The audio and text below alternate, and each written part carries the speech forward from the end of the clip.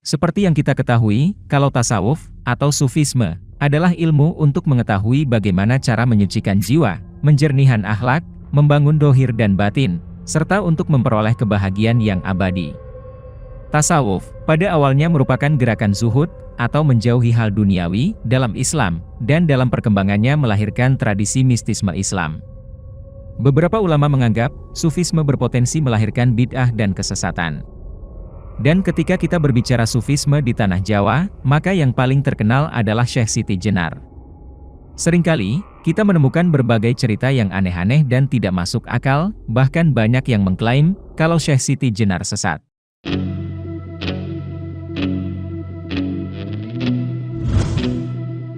Para wali dan ulama di wilayah kekuasaan Demak kala itu, termasuk Syekh Siti Jenar, hanya diberi kewenangan mengajarkan syahadat dan tauhid.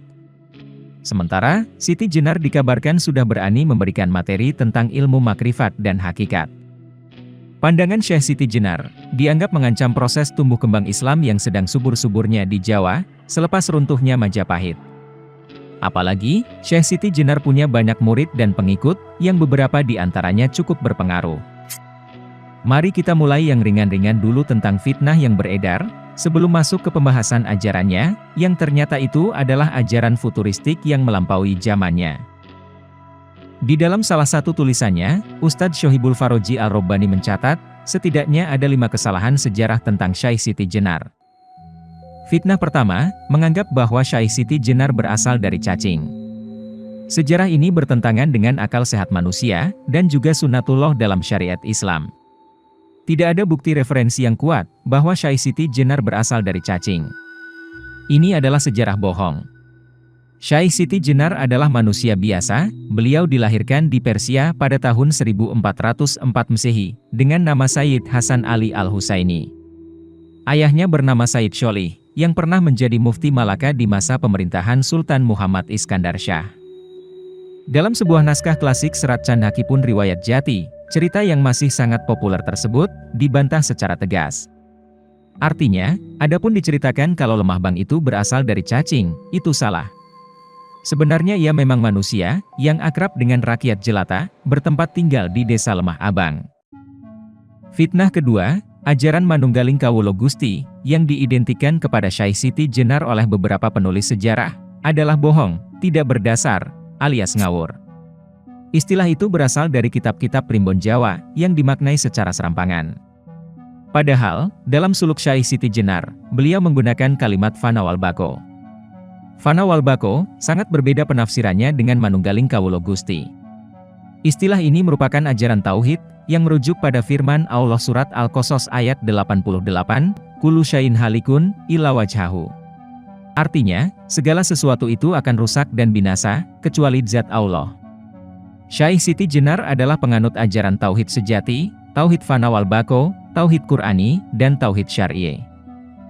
Sedangkan dalam ilmu fikih Islam, Siti Jenar muda berguru kepada Sunan Ampel selama 8 tahun. Dan belajar ilmu usuluddin kepada Sunan Gunung Jati, selama 2 tahun.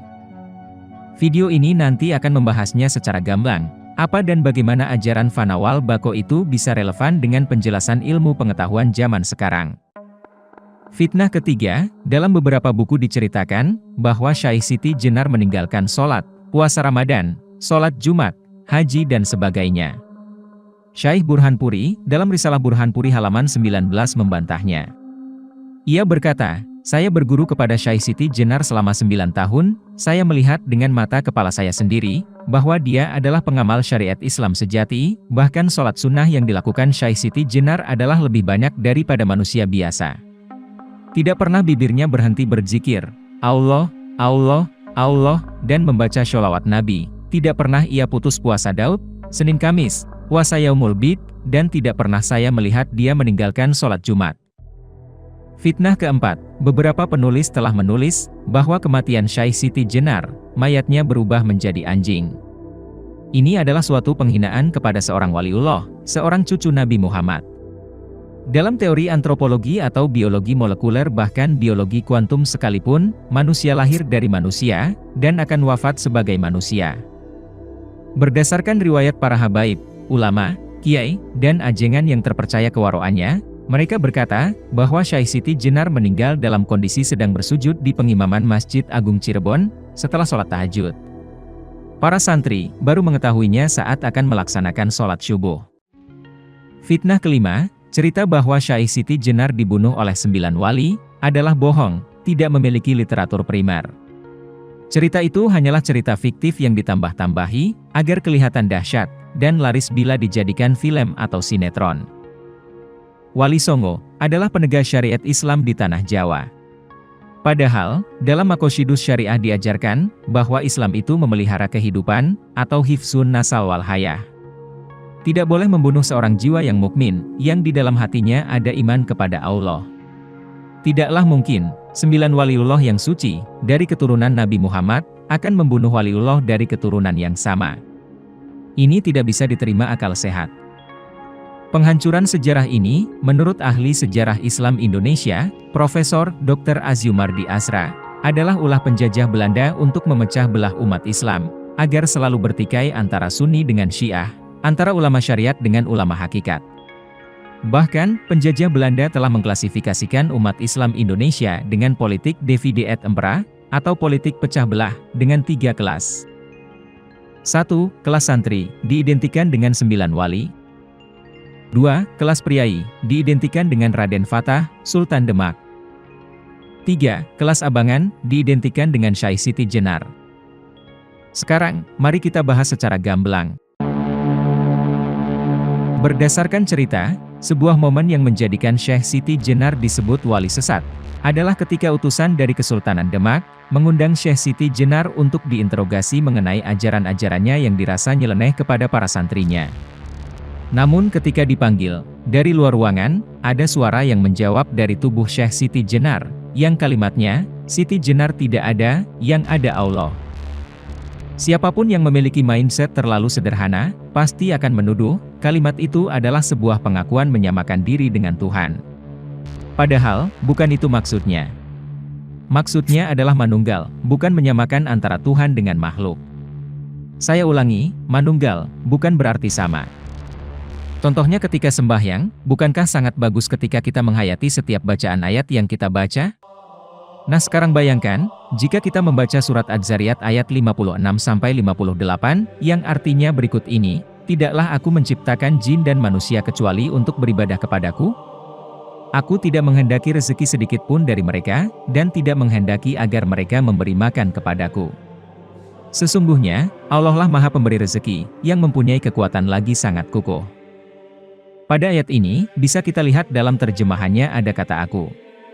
Nah, bila kita menghayati kalimat ini, apa yang terjadi? Sama saja, sebenarnya kita mengaku-ngaku sebagai Tuhan. Kalau kita mengatakan aku, kemana asosiasi kata aku itu? Bukankah kepada orang yang mengatakannya sendiri? Ding, mikingi jingin isil cimit iet, tipi piki sirit pindik siji. Baiklah, coba kita pakai surat Al-Ikhlas. Dalam ayat pertama, katakanlah, Dia Allah yang Esa. Ketika kita membaca Qul, maka itu adalah perintah untuk mengatakan. Katakanlah, Dia Allah yang Esa. Masalahnya, siapa yang kita suruh mengatakan itu? Apakah kita menyuruh Allah mengatakan, kalau Allah itu Esa? Apakah Allah tidak tahu, kalau dirinya itu Esa, sehingga kita berani menyuruh-nyuruh? Dalam terjemahan semi tafsir, ditambahkan dalam kurung Nabi Muhammad. Jadi seolah-olah, Nabi Muhammadlah yang disuruh Allah mengatakan hal itu. Namun, ketika kita membaca ayat pertama ini, baik dalam sholat atau ketika lagi santai, kitalah yang seolah menyuruh-nyuruh Nabi Muhammad. Katakanlah Muhammad, Dia Allah yang Esa. Apakah Nabi Muhammad tidak tahu kalau Allah itu Esa, sehingga kita berani menyuruh-nyuruh beliau? Ini baru pemahaman yang pertama. Ada lagi, mengapa surah Qul Huwallahu Ahad disebut surat Al-Ikhlas, padahal tidak ada kata Al-Ikhlas dalam surat ini? Maka, ikhlas artinya kondisi jiwa yang sudah menyatu dengan Allah. Dia atau kata huwa dalam ayat pertama, ada yang secara unik dimaknai sebagai Muhammad. Maknanya jadi begini, katakanlah, Dia, Muhammad, adalah Allah yang Esa. Atau ringkasnya, katakanlah, Muhammad adalah Allah yang Esa. Sebagian ahli tasawuf mempercayai, sosok Muhammad telah lebur dalam kemaksuman elemen Nurullah. Ini sesuai dengan hadis, Ana Ahmad bila mim, aku adalah Ahmad tanpa huruf mim. Ada lagi yang memaknainya sangat berbeda dari yang lain. Jika Al-Quran datang dari Allah kepada Nabi, maka penjelasannya menjadi seperti berikut ini. Allah menyuruh Nabi Muhammad mengatakan bahwa Dia Allah yang Esa. Nah, Dia yang Esa ini siapa? Allah atau Muhammad? Kalau yang Esa adalah Allah, seharusnya menggunakan kata ana atau aku. Dan ketika huwa ini seharusnya adalah ana, maka maknanya menjadi akulah Allah yang Esa. Siapa aku ini? Berarti yang barusan mengatakan atau mengaku. Lalu, ketika sholat dimaknai berdoa, dan berdoa ini dimaknai mengajukan permohonan, maka membaca surat Al-Ikhlas terkesan tidak sopan, atau malah jadi sok tahu. Mari kita lihat simulasi sederhananya. Ketika kita berdoa, kita berkata kepada Allah, tunjukkanlah kami ke jalan yang lurus. Katakanlah, Dia Allah yang Esa. Sudahlah kita mohon petunjuk, tapi di lain sisi, kita menyuruh Allah mengatakan bahwa Allah itu Esa. Padahal, Allah Maha Tahu, tidak usah kita beritahu kalau dirinya Esa, atau bahkan kita menyuruh mengatakannya. Kita kembali ke Syekh Siti Jenar. Sesungguhnya, dalam hal ini, Syekh Siti Jenar lebih mulia dari kita, karena saat beliau mengatakan, Siti Jenar tidak ada, yang ada Allah. Saat mengatakan itu, ego atau keakuan Syekh Siti Jenar menjadi lenyap. Tahapan beliau sudah sangat tinggi, sehingga sudah bisa melihat esensi sesungguhnya, bahwa semua yang ada itu sebenarnya semu, yang mutlak ada hanya Allah. Yang lain itu semu.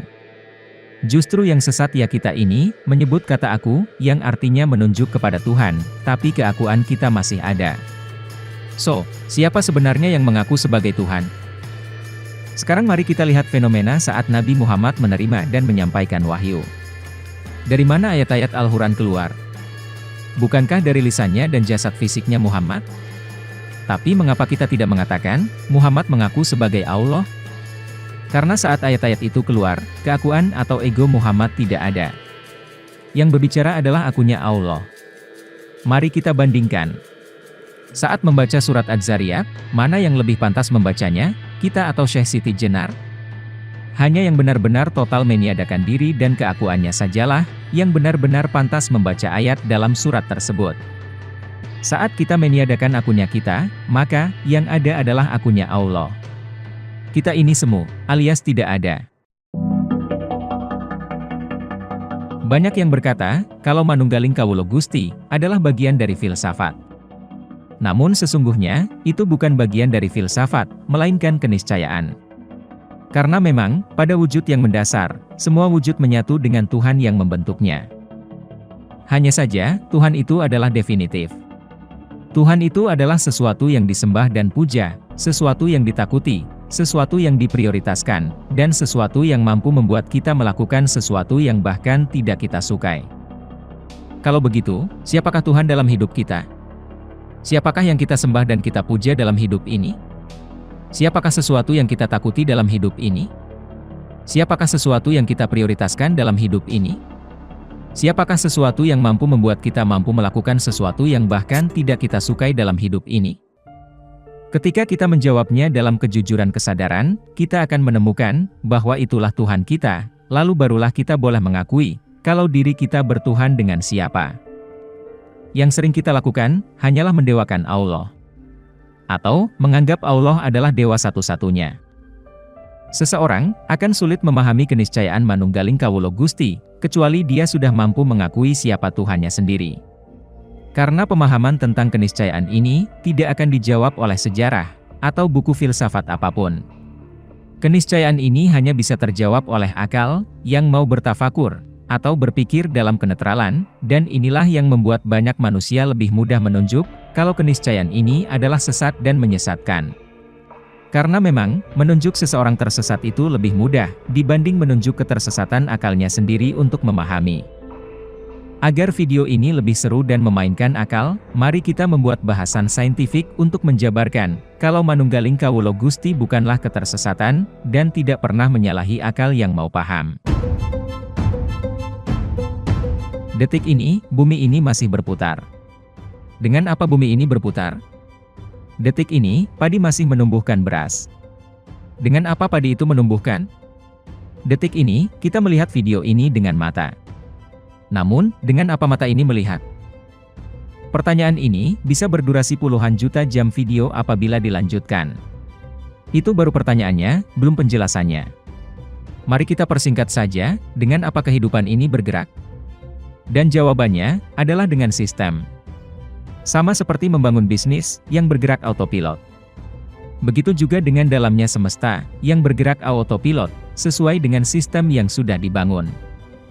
Sistem adalah sebuah tatanan atau keterpaduan yang terdiri atas sejumlah komponen fungsional dengan satuan fungsi dan tugas khusus yang saling berhubungan dan secara bersama-sama bertujuan untuk memenuhi suatu proses tertentu.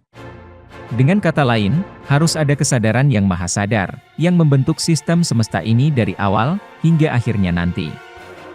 Kalau kita masuk ke dalam dunia kuantum fisika, maka, seluruh materi menjadi atom yang terbentuk dari energi. Bagi mata manusia, energi adalah kekosongan fisik tidak terlihat, tapi bukan berarti tidak ada. Niels Bohr, seorang ahli fisika, pernah memperingatkan kita, mereka yang tidak terkejut ketika mereka pertama kali menemukan teori kuantum, tidak mungkin memahaminya. Bohr benar, karena di sana terdapat mahakarya kesadaran maha sadar, yang dengan sistemnya membentuk energi, maka terbentuklah kehidupan dalam semesta ini. Itulah kenapa, Siti Jenar berkata dalam lirik syairnya, ada adalah tiada, dan kehampaan ini bernyawa. Sebenarnya, kalimat ini sangatlah saintifik. Keberadaan kita saat ini, adalah ketiadaan fisik. Kita adalah materi hampa, atau kekosongan fisik, yang hidup, atau bernyawa. Bukan sebuah isu, kalau seluruh materi yang terdapat di dalam semesta ini tidak lain terbentuk dari kumpulan atom-atom. Atom, tidak memiliki struktur fisik. Atom adalah 99,99999% energi, dan 0,00001% zat fisik. Maka, seluruh semesta ini, pada wujud aslinya tidak berwujud apa-apa, selain energi yang bervibrasi. Ini berlaku untuk semuanya, termasuk di dalamnya manusia. Fakta yang dibawa oleh fisika kuantum ini membuat akal kita terpelintir. Bukankah logikanya kalau semua bahan dasarnya sama, maka harusnya bentuk akhirnya juga sama? Ternyata tidak. Manusia dan kucing itu berwujud asli sama, yaitu bentukan atom yang ujungnya hanyalah energi yang bervibrasi. Tapi kenapa kita berbentuk manusia, dan kucing itu berbentuk kucing? Kenapa bunga lili berbentuk bunga lili, dan bunga bakung berbentuk bunga bakung? Padahal, mereka berdua adalah sama-sama atom, yang sekali lagi ujungnya hanyalah energi yang bervibrasi. Pertanyaan besarnya, kalau semesta ini hanyalah energi yang bervibrasi, lalu bagaimana bisa energi itu begitu sadar membentuk begitu banyak wujud bentuk materi? Jawabannya adalah kimia. Meski atom terlihat seperti atom, namun atom memiliki dan membawa identitas dari wujud fisik yang kita lihat. Semua atom terbuat dari partikel tritunggal yang sama, yaitu proton, neutron, dan elektron. Tetapi, jumlah proton, neutron, dan elektron dalam tiap-tiap atom berbeda-beda. Dengan kata lain, meski berbentuk atom, namun atom-atom itu unik. Ketika atom-atom unik ini bergabung dalam senyawa kimia, maka, hasil dari gabungan itulah yang menentukan materi fisik yang kita lihat. Itulah yang membuat kita melihat apel sebagai apel, tangan sebagai tangan, dan bulan sebagai bulan. Atom yang sama, tapi memiliki jumlah komposisi isi yang berbeda, sehingga masing-masing menghasilkan unsur yang unik. Lalu, unsur-unsur unik itu menyatu, dan mewujudkan materi-materi baru yang berbeda-beda. Bukankah atom ini super canggih? Sampai di sini, kita memiliki pertanyaan yang lebih menelisik lagi.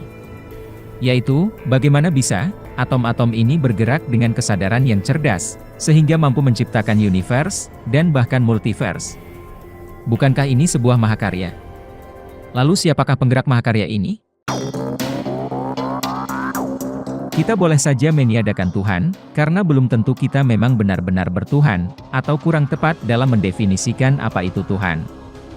Hanya saja, meniadakan zat maha pembuat yang kesadarannya memancar ke dalam setiap molekul semesta yang berwujud, adalah kesia-siaan yang nyata.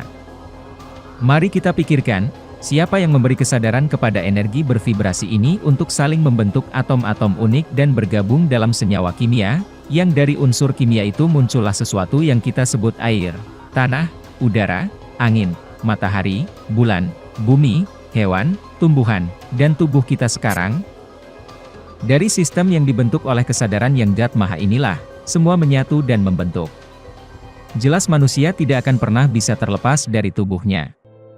Kita berada di sini sekarang, melihat video ini, dan mencoba memikirkannya, adalah karena atom-atom kita telah sukses dibentuk oleh Zat yang Maha itu. Jadi, apakah kita masih bisa menyangkal, kalau kesadaran Zat yang Maha itu tidak ada? Kalau kita menjawab ada, lalu bertanyalah, apakah saat ini, detik ini kita terpisah dari sistemnya Zat Maha, ataukah kita menyatu? Maka, jawaban yang tepat, adalah dalam ketundukan seorang makhluk. Coba pikirkan seluruh sistem dalam hidup ini. Apakah semuanya terpisah dengan kesadarannya, atau kesadaran kitalah yang sengaja memisahkan diri dari keniscayaan yang sebenarnya? Bahkan, kalau kita mengumpat atas nama ketersesatan, sambil berlari terbirit-birit pun, tetap saja masih bagian dari sistemnya Zat Maha. Ketersesatan itu, hanyalah bagian dari sistemnya. Begitu juga dengan kita adalah sistemnya, menyatu dengan sistemnya, serta bergerak karenanya. Tapi kalau penyatuan itu belum terasa, maka tidak apa, itu hanya karena kita memang belum bisa bermanunggal dengan pemilik sistem itu. Karena, kita memang belum menyaksikannya sebagai Tuhan. Kesaksian, bukan sekedar menjawab. Kesaksian, bukan sekedar merasakan. Kesaksian, adalah menyatu dengan apa yang disaksikannya. Sementara untuk kebersaksian, dibutuhkan yang namanya kerelaan. Zat Maha, tidak butuh disaksikan sebagai Tuhan. Kitalah yang merelakan diri menuhankannya. PR kita memang masih banyak. Dalam kerendahan yang terisak, kita memang bahkan belum menyaksikannya sebagai Tuhan, karena kita masih memiliki Tuhan lain selain dirinya.